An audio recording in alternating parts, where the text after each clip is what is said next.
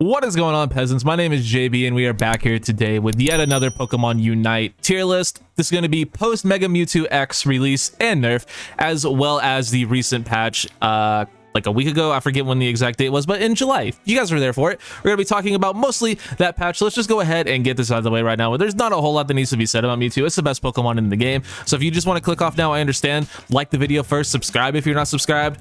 But what I really want to talk about in this video is going to be the Pokemon that did get a balance change in the most recent patch. You know, stuff like Zeraora, Goodra, Mamoswine, those sorts of things. Those guys are what we're really here to talk about. But yeah, Mewtwo obviously broken. So what I'm actually going to do is just go ahead and place all this stuff that didn't really get changed, and then we'll go from there talking about the stuff that did get changed and maybe move some things around. But this is going to be mostly focused on solo, duo, trio play.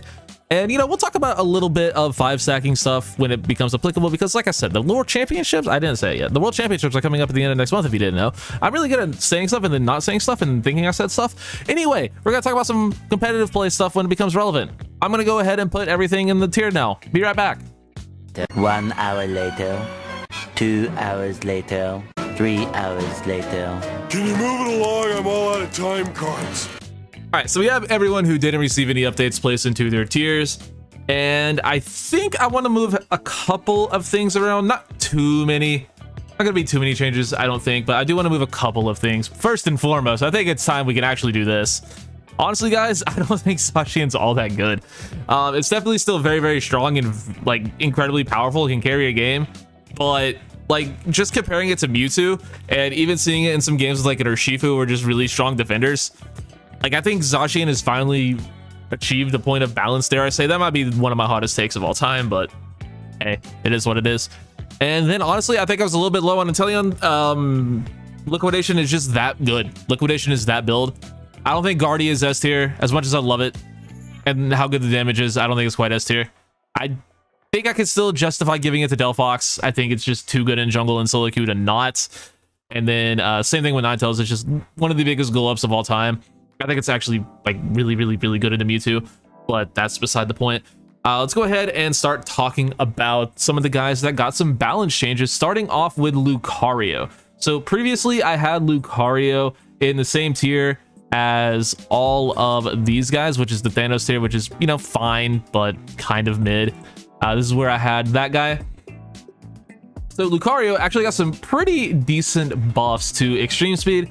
It's got a pretty good increase to its ratio and just overall damage. Close combat got a cooldown buff, and its Unite move, animation time got cut in half. So you basically just throw your Unite out instantly, which becomes a really good secure tool for Lucario. And also it charges way faster. So its Unite move got a pretty big buff. That's the biggest part of the buff in my opinion. Extreme speed is fine, but with the amount of stuns in this game, even running a full heal won't always keep you alive. So I think it's kind of just like a worse water bear in that regard, but it's still very playable now. I don't know if it bumps Lucario up too high. I definitely think I could justify giving it A-, B+ nowadays, but yeah, it's definitely good, but I just don't think it's on the same level as Urshifu's, because like Dark Bear gets unstoppable on a secure move at level 5. Lucario, you have to wait for level 11, but E-speed got buffed. Power Up Punch is still better in my opinion, but that's whatever. Yeah, let's go ahead and maybe the most inconsequential buff, that was Wigglytuff. It was hanging out with these guys, and that's where I'm probably gonna leave it. Like, it's a fine buff. What was it, 2 seconds off of seeing? Oh, it also got a buff to its Unite move that was undocumented, possibly from the previous thing.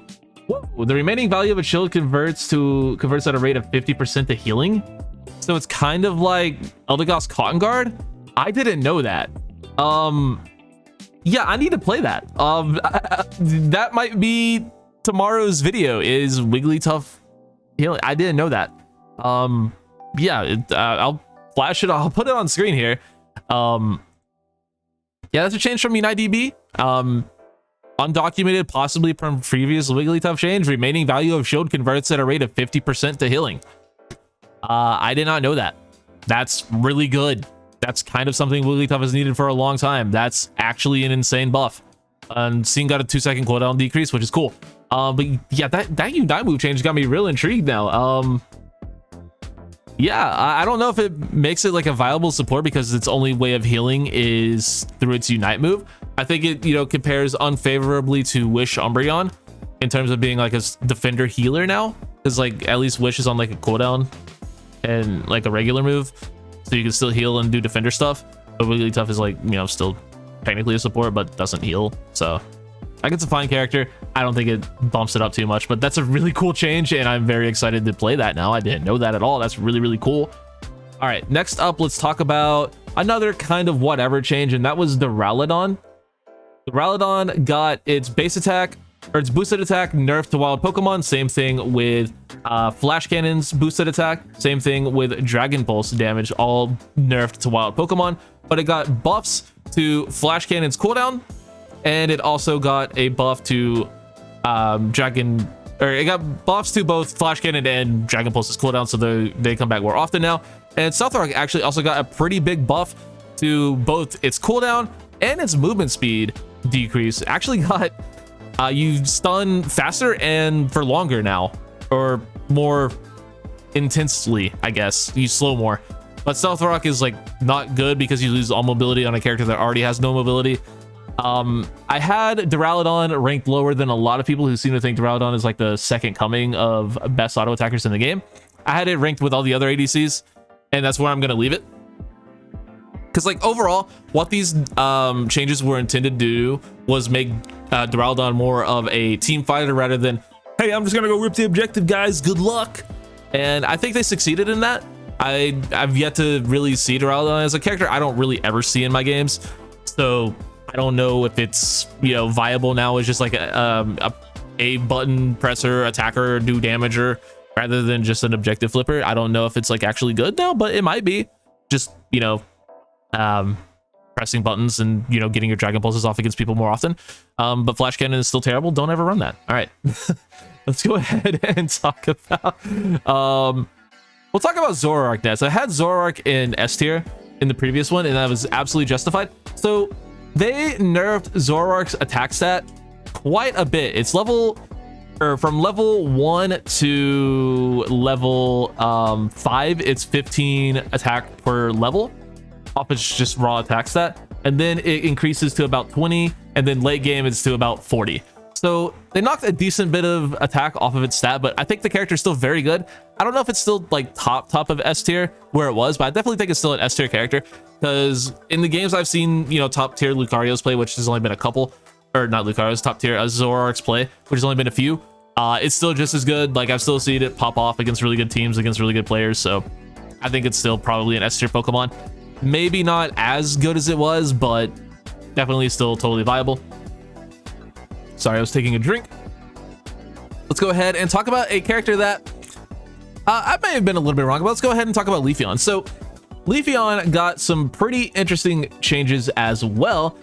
Mostly, if not all, buffs. So the damage to Leaf Blade was actually nerfed. It got a cooldown increase, so you get it less often, and the damage on both the inner and outer rings was lowered, but they buffed the crap out of Solar Blade, and they also buffed Aerial Ace, but Aerial Ace is still useless from what I hear. No one runs it really.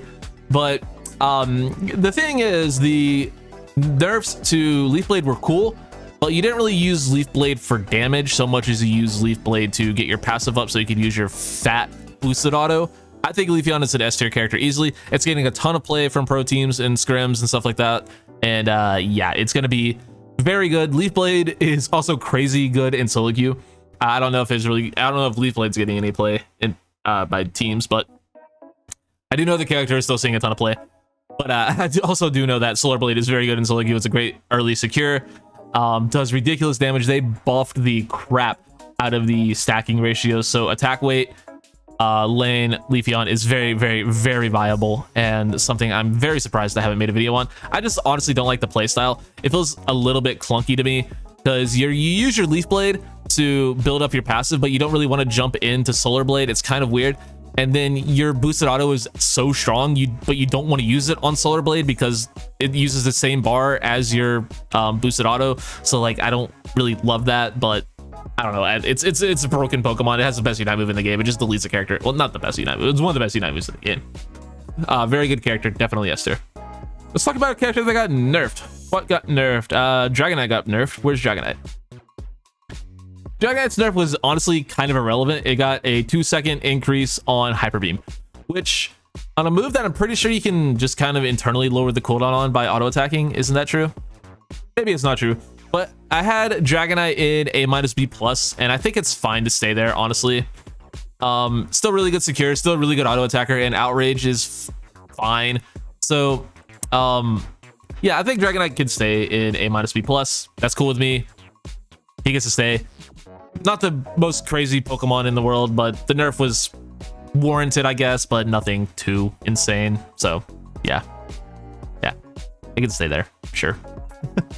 All right, another character that got nerfed was Chandelure, which was mostly just cooldown stuff. Yeah, only cooldown stuff. So Overheat and Overheat Plus got an increase on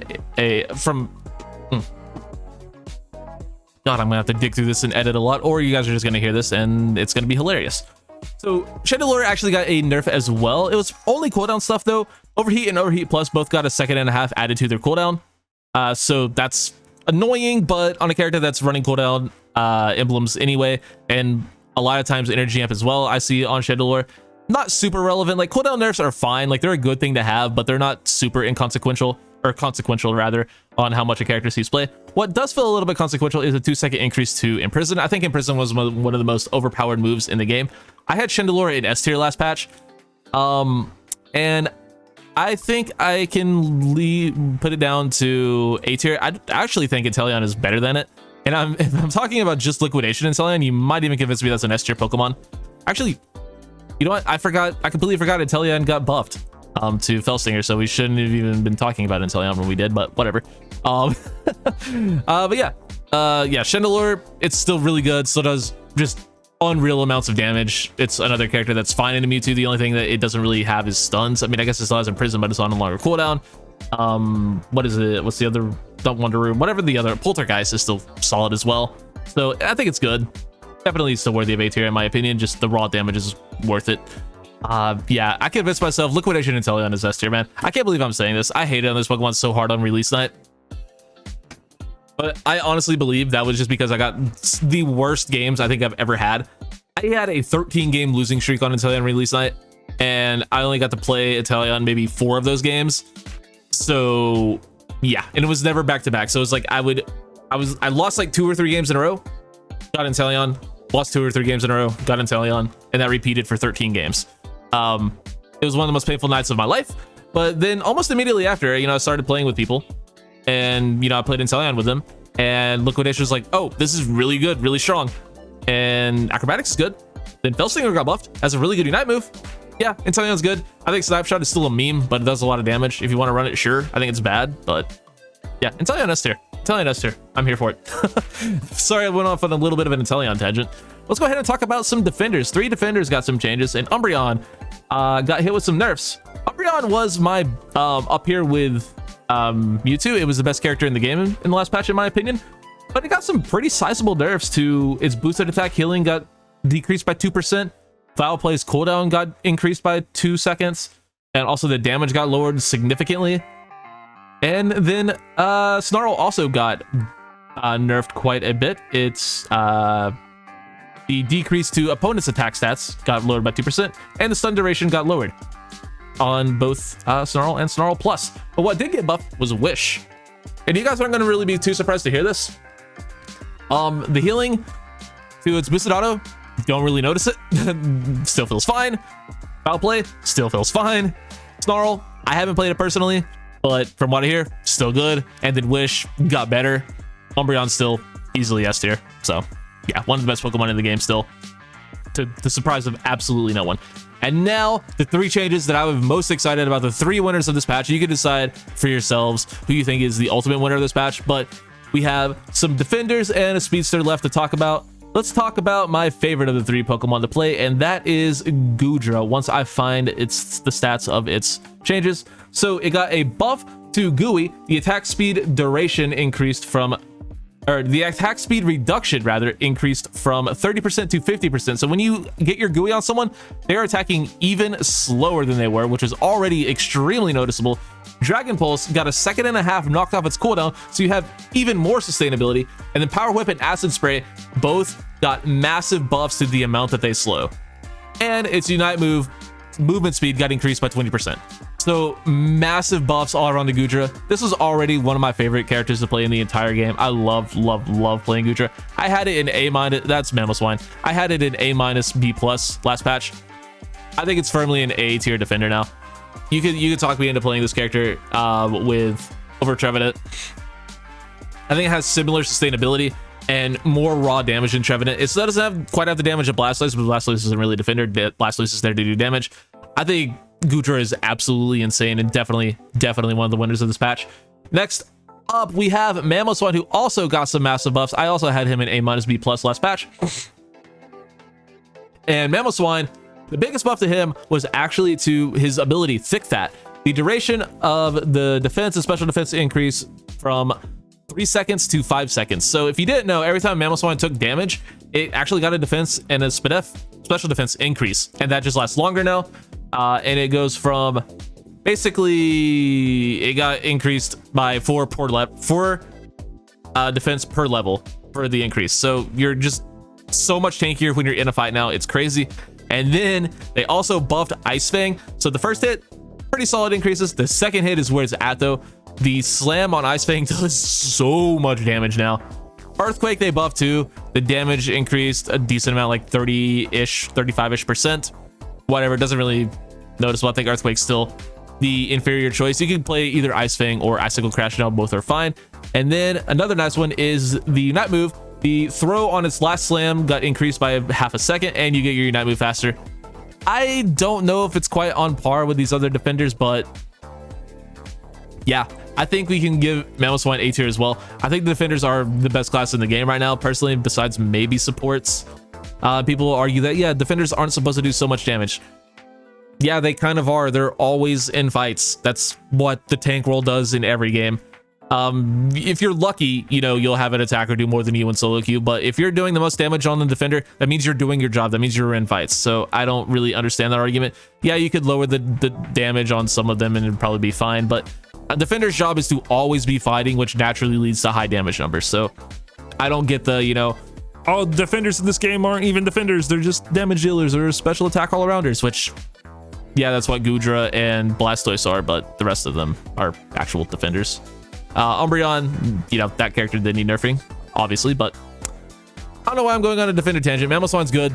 It's very comparable to these guys. It has a better mid game than Goodra, which is what bumped it up to me, because Goodra has a better late game. Both are, you know, characters that take a little while to get going, but once they do get going, they're both fine. And then the last one, the big one, the one that everyone has been waiting for so freaking long, Zeraora finally got its level up move changed to 5, 7, 9, 11, 13, like the rest of the cast. I had Zeraora in the C tier, which I guess is the Thanos tier for this video. This is where I had Zeraora in the last patch. So yeah, that's nice, but they also changed some other things as well. Discharge got a 2-second cooldown increase, which is crazy because Discharge was already better. Well, it wasn't better than Wild Charge. Wild Charge is broken as hell, but they also nerfed Wild Charge. They gave it a longer cooldown, and they also nerfed the damage on Wild Charge quite significantly. But the big thing here is, of course, the level up change. You get your plus moves a level earlier, so you're not going into Ray Fight, maybe not even having Discharge or Wild Charge Plus. You always have it now. You will, if you're a jungle, you'll always have Discharge for 8 o'clock Bs in the middle. Hopefully your team shows up to that. I think Zeraora was already very good, and I don't know how good it is. I think it's not going to get any play in pro play. Like, spoiler alert, it's still terrible for pro play. Maybe some team will try something with it, but I think it's better than Absol, and I think it's on par with Dodrio for solo queue. Dodrio's obviously better in competitive play, but if we're talking about solo duo trio, I think Zeraora is one of the better junglers in the game right now. Discharge is crazy strong, man. Discharge is so strong, and Wild Charge is still like stupid good. Use Unite move, just deletes a character. Zeraora is great, and I think A tier is fair, maybe a little high. You can maybe talk me into the very tippy top of A-, but come on, Zeraora deserves a little bit of love. And then just to briefly touch on Mewtwo, since we didn't really talk about it at all. Yeah, it's broken. Like, it does maybe the most damage in the game ever, aside from maybe Absol, because again, JB hot take. I guess, you know, pre-bug fix Zacian was also a thing that existed, but Honestly, Mewtwo is just ridiculous. Even after the nerf, I still think it probably does more raw damage than Zacian did. The thing that keeps coming back to me with Mewtwo, and if you've watched my videos on it, you know my take on this, is that it is punishable. It is actually punishable if you play well and you're playing the right characters. If you're trying to face check this thing, it's like fighting a extremely overpowered, extremely buffed Garchomp. Like, what are you doing? Why are you trying to face check a Mewtwo? You're dead. But if you play like a Slowbro, if you play a Lapras, if you play, you know, any of the defenders, like, it's not gonna have an easy time beating you down, especially if it doesn't have a pocket. Like, if it has a Comfey, obviously all bets are off. Like, come on, Comfey duos are disgusting. But if it's just Mewtwo and you're a defender, you have a chance. And if you're playing like a lane mage, like, you know, Ninetales or Fire Spin Delphox, Espeon is very good against it. Mew's pretty good against it. Cram, probably not. Pikachu, probably not. But a lot of the lane mages in this game are actually quite good against Mewtwo as well. Like, they have a lot of CC to keep them off of him. Respectable damage, so like it doesn't want to just dive in on you, especially if you land your cooldowns. And then you have something like, you know, Eldegoss and Hoopo are just attacking it from afar, like Eldegoss slowing it. Like, it's just nice. Like, yeah, you're not going to win a brawl against it, but if you play smart against it, it does feel punishable, whereas Zacian never felt punishable until recently. But even now, it's still like not that punishable. But yeah, dude, I think Mewtwo's busted. Here's where I have everyone ranked going into the World Championships post Mewtwo release. Let me know what you think in the comment section down below. I'll be sure to catch you guys in the next one. Thank you guys so much for watching. Like, subscribe, do all the fun YouTuber stuff, and I'll catch you all later. Take it easy.